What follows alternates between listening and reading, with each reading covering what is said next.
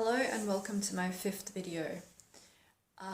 Today I'm going to talk about how to recover from deep emotional pain. So back in 2018, as I mentioned in my previous videos, I went through a massive awakening. Also at that time I started out with a lot of health problems and I was in a lot of emotional pain. So at the beginning of that year, I had to fully recover until the end of that year. So basically for me, the best way I can explain this, when someone goes through a difficult situation in life and they don't deal with their feelings around that, and they push it down and they just keep going, it stays there in your energy body. And that's what I was doing for many years. And eventually it piles up and it needs to be released. So I went from being able to feel my emotions and express them to basically not feeling anything, being numb, not being able to express how I feel. But it was worse than that, because when a lot of pain piles up and you don't get relief from it, it just sort of accumulates. Your heart basically closes to love. That's what happens. And if you close your heart to love because of all the pain that you've experienced, you can't meditate and you can't basically attract to you what you do want, and life just becomes a lot darker. Your reality changes. It becomes dark. And the only way out of that is to basically, it's not as simple as releasing just feelings and experiences. You have to go back and basically you have to rewrite the memory. So my heart closed in 2018 and I needed to open it again, and I was aware that that was not gonna give me the life experience that I wanted. So I did seek out help. Now, when you're in that place, when you're in so much pain that you actually don't want to do anything about it, you have to have a mind that's strong enough to know that there's a better way. Or rather, you have to know that what you're experiencing is not the only reality you can hold. There is other realities and there are other options for you. If you're in a lot of pain, it doesn't mean you have to stay there the rest of your life. It doesn't mean that you have to feel that way the rest of your life. That was my misconception. So no matter what you've gone through, and I really do mean it, no matter what you've gone through, no matter how unfair and cruel and obscene it seems, what you can do is remove that. But you have to actually remove that memory and put a new one in its place. So for me, I had help with a kinesiologist, which brought me back. But I'm sure a hypnotherapist can do pretty much the same thing. And what we did was we went back and we went through different lifetimes and lessons I didn't learn. We went through karma, but also with the memories, we were able to release them. And the core was, some of them were basically karmic. This is where it gets difficult. People experience hardship not because they deserve it, but because of the many lives we've all lived. You could have been 100 other people in another life and done God knows what. So a lot of kind people or people who don't deserve it suffer, and it's not because there is no God. Firstly, God doesn't exist in a human form, so he's not coming down to rescue you. God is within you.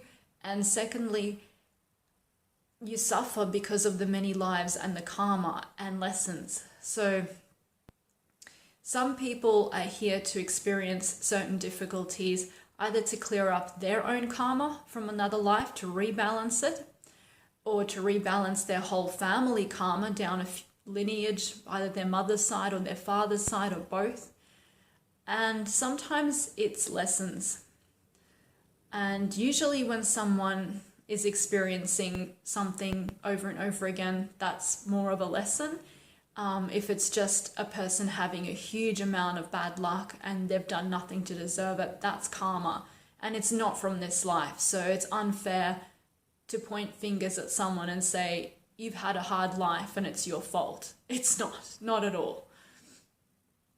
But going back to what I was initially discussing, it is one of the most hardest things to overcome, and that's why I'm sharing it with you, not because this is easy to talk about, but because people need to know that there is a way out.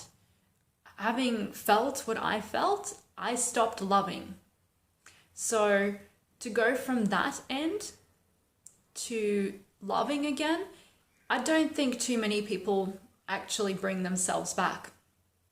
I had help, but I don't think people realize there is help available. Yes, life hurts. Yes, there are things we go through, as I said, that we don't ask for, that feel really unfair. And if they pile up and you have no breathing space, and you just end up hating the world, you hate everybody, and doesn't even make sense why it's happening. But having explained what I have, the recovery process, as I said, it's best to get help with someone like a hypnotherapist or kinesiologist, but you are looking at the karma, at the past lives, and then your experience in this life, all the hurt and pain and everything that just really doesn't make sense. Why did it have to happen to me? That needs to be rewritten, because in your mind, when you went through those really painful and destructive experiences, like devastating things, they wire your mind to think that everything's like that. They basically give you a sense of justice, but at the same time, like when you went through it, you were not seeing things from a higher perspective. You are not seeing the whole picture. I know it's hard to understand, but you are just seeing from the eyes of pain, from the shadow, from the darkness looking out. You are not seeing with eyes of light, with the light. So you have to shine the light on the darkness, and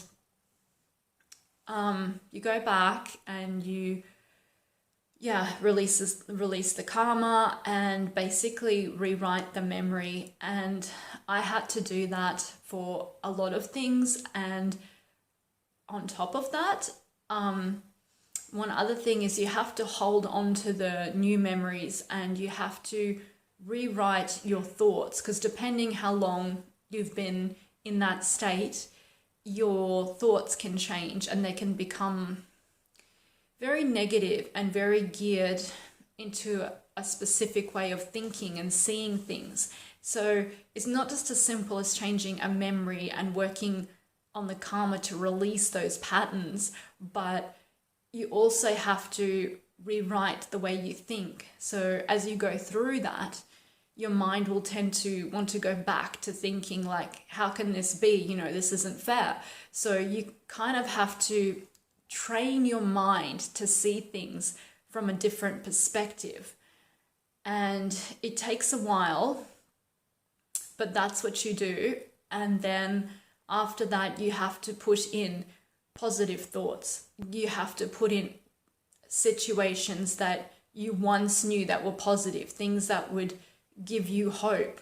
I'm sure sometime in your life there were good moments and things that did work out and things that went according to your plan. So you have to pull on the happy moments. You have to pull in remembering what it meant to have love, remembering what it meant to be happy, remembering what it meant to not have all that heaviness and pain, and put those forward and just know that how it was is how it can be.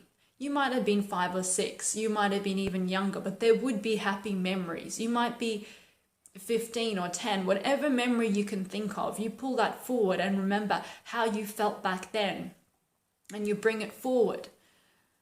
And you basically use that program and you put it, instead of the negative one, in your reality. So in a sense, you're wiping out the bad experiences, the bad feelings associated with them.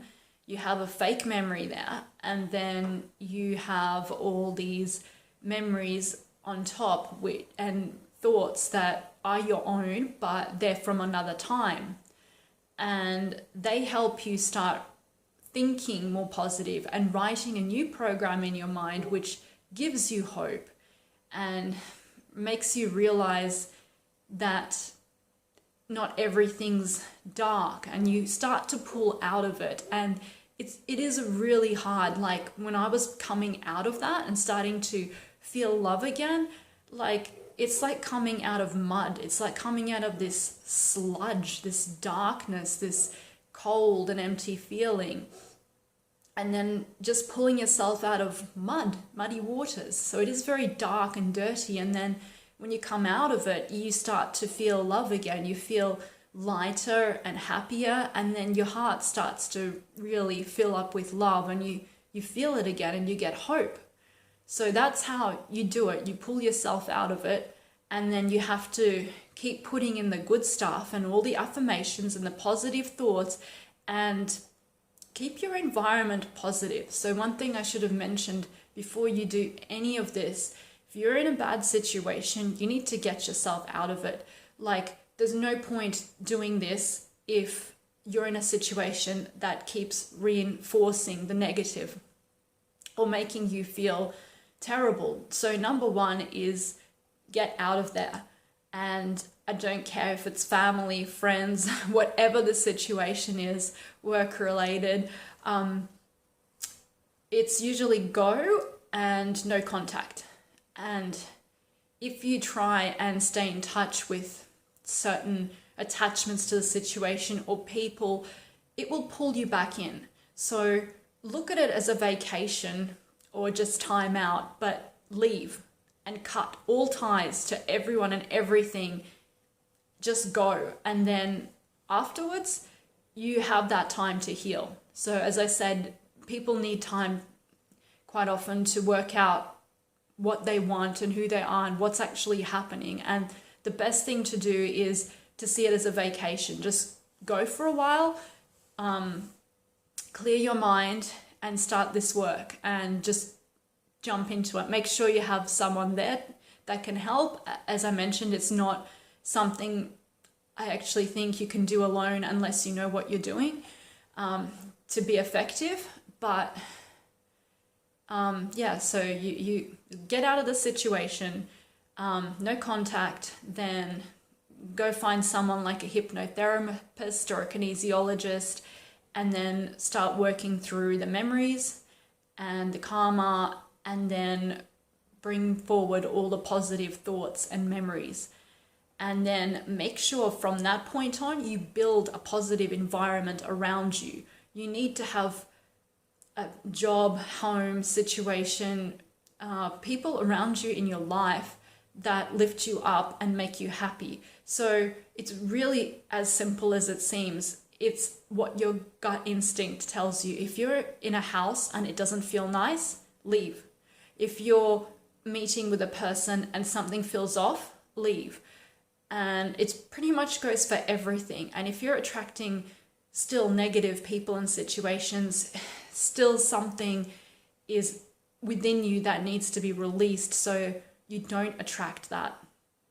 But just keep going and keep going, and eventually you come out of it and you will get that job and that house and those friends that are really loving and supportive. And it's just a matter of building and building and building and putting in new programs that are supportive and basically giving yourself hope. And I know how the mind is your worst enemy. Like, it doesn't want you to believe what you want, and you really have to just do it, just act it, do it, be it, repeat affirmations a million times until your mind believes it. It's no easy task. Like, some things are easy to affirm, other things, like a big one, a lot of people can't stand in the mirror and say to themselves, I love you. They just can't do it. And that shows how they feel about themselves. They're judging themselves and their body and everything. And those kind of things, they're programs that just need to go. They're not helping you. They're not helping anything. They're just attracting to you more things that reinforce that. So, I mean, things like that, you just do it. You just stand in front of the mirror and you keep saying, I love you. And you just sort of find things about yourself you can love. And, you know, there's more than that, but you basically, you decide what you want to feel and think and how you want to experience life, and you reinforce it. It is a bit of an act. You do have to sort of just say it and feel silly, and you do just have to act it. But the more you do it, like, I mean, hundreds of times, eventually your ego mind gives up. It just goes, oh, fine, I give up. Okay, I look great. I love myself, or this or that. And then it accepts it, and the battle's won, and you just keep going. And as ridiculous as it feels, the more you do it, the more the past just fades away and what you want starts to manifest, and all the things that you were attracting from, you know, negative beliefs, they stop being an issue. They kind of disappear, and the things you do want and that you're affirming, they reappear and they start to appear in your reality, and you literally change your whole life experience around. And your mind is very, very hard to convince, so just got to act it. You've just got to convince your mind and say, let's play a game. Doesn't matter if you win or lose. I mean, who cares? Does it really matter that you stand in the mirror and you say, I love you a million times? Like, or you affirm what you want? Does that matter? I mean, no one's going to know. And, you know, whether you succeed in this or you don't succeed, it doesn't matter. You just give it a go and you act. And as I said, it works. You just reprogram yourself. If your parents and your peers and your work colleagues and everyone else influences you and life influences you, why not you influence you for a change? Why not shut out all the negativity, all the things that are not helping you, and put forward what will help you, put forward what is good for you, what you need and what you want. You know, I think a lot of us are not having our needs met, and it sort of leaves us dissatisfied with life, and that's really hard. But you kind of have to find a way to meet your own needs, and it's not the same, but you know, you can still be done. Like, and at the end of the day, like, it puts you in that place. I'll give you an example. Like, for a long time, I wanted flowers. No one ever bought me flowers. So I thought, you know what? I'm going to go buy myself flowers. Doesn't matter. So I started doing that and it felt silly, but then I thought, like for my birthdays and things, I thought, why not? It's my birthday, it happens once a year, I'm just gonna do it. And then eventually I actually found someone who bought me a lot of flowers, too many flowers, and I had to say stop.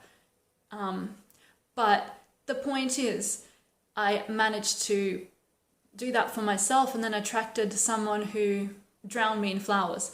So you do attract in the end what it is that you act out and practice. So that's just one example, but there are many.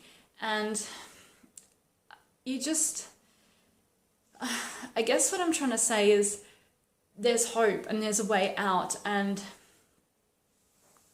yeah, just don't ever give up.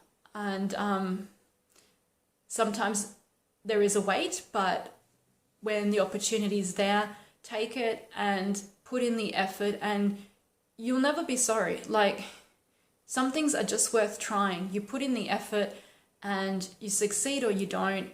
In this case, it's pretty much like guaranteed 99% success. Like, it works for everyone. This is not that something that works for some and not for others. I mean, hypnotherapy is well known, kinesiology is well known.